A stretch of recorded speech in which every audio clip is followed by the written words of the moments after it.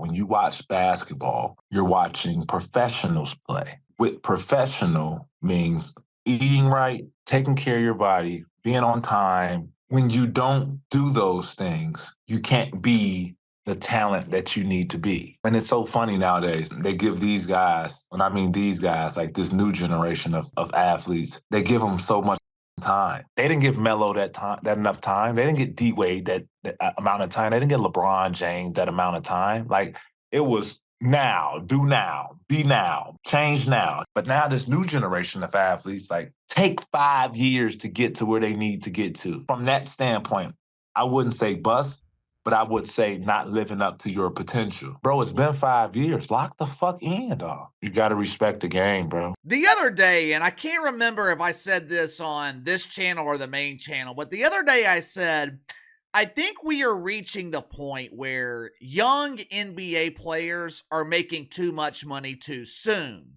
From 1984 to 1995, Michael Jordan, he made around $30 million in NBA earnings. Now, that's not $30 million a year.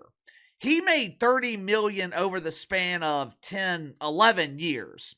He didn't start making $30 million in a single season until the 1996 season when he was 33 years old. Now, we're talking about the greatest player ever. Jerry Reinsdorf, owner of the Chicago Bulls, he will openly tell you, Michael Jordan, he was underpaid his entire career. By the time he was 23 years old, Zion Williamson was already making more money than Michael Jordan. Now, obviously, I have never played in the NBA. Hell, I am so bad at basketball, I couldn't even make the WNBA. And unlike Stephen A. Smith, I'm not afraid to admit it. I'm not damn near 60 years old trying to prove to the kids that I can shoot threes. But I'm starting to wonder if these young players in the NBA are being given too much too soon.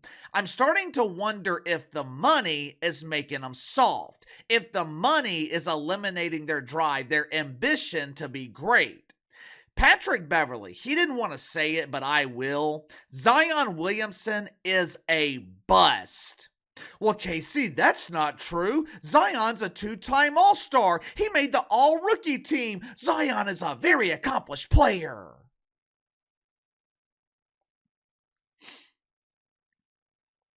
What has Zion Williamson done?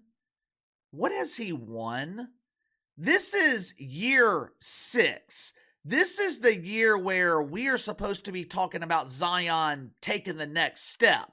This is the year we're supposed to be talking about conference finals or bust, NBA finals or bust. We can't talk about that with Zion because he's never even made the playoffs. The highlight of his career is scoring 40 against the Lakers in the play-in tournament, a game that could have been the coronation of Zion Williamson as the next big star in the NBA. Instead, with 3 minutes left in the game, he pulls his damn hamstring again, and the Pelicans lose. And now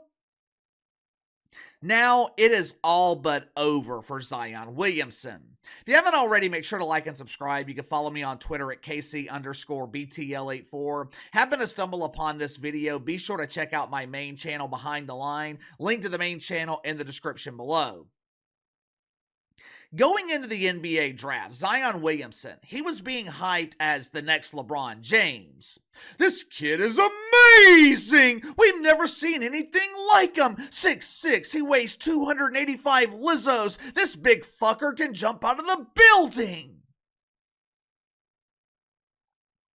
Whether the expectations put on Zion were fair or not, the expectations, they were real. This dude was supposed to be the face of the NBA. I remember his rookie season. The Pelicans played the Lakers on national TV. Pels ended up losing the game, but there was a moment towards the end where LeBron and Zion met in the middle of the court. Had things gone differently, had he stayed healthy, we would be looking back on that moment now as the moment that LeBron was passing the proverbial torch to Zion Williamson. Here you go, kid. The league is yours now. Instead of dominating the league, the only thing Zion seems to have dominated is a whopper. Earlier this week, ESPN reported that Zion Williamson is not close to returning. He is participating in light drills, but the Pelicans, they don't expect him back until January. January? Notice they didn't say the Pelicans expect Zion to be back next month or this January, January 2025. Me personally, I don't expect to see Zion again this season. I have seen this movie before. I have seen this exact scenario. 3 years ago, Zion was injured going into training camp.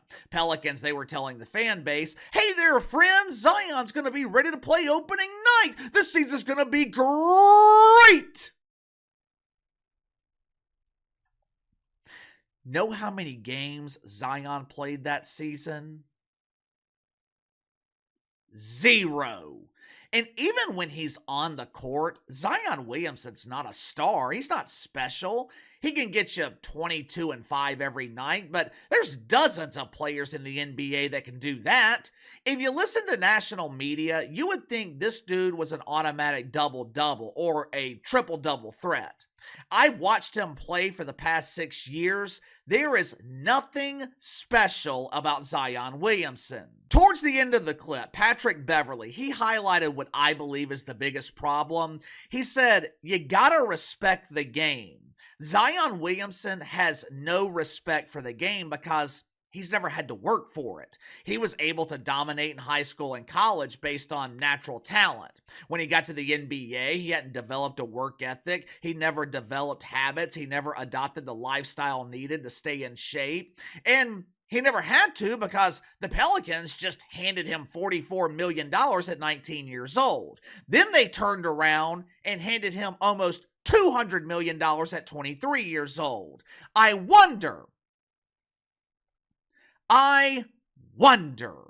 if that kind of money eliminated the ambition that Zion Williamson has never had.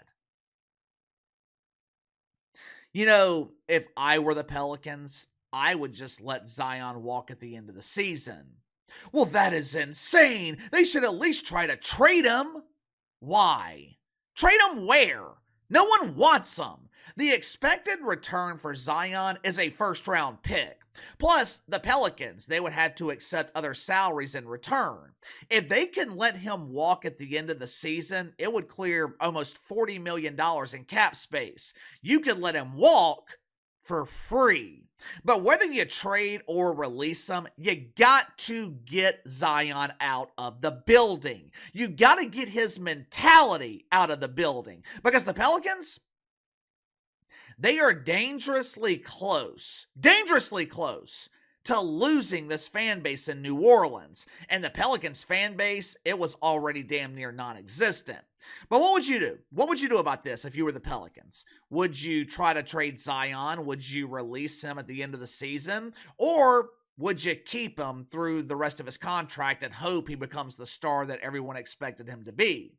Also, do you think Zion Williamson is a bust? Let me know. Sound off in the comments below. I'll see you on the main channel.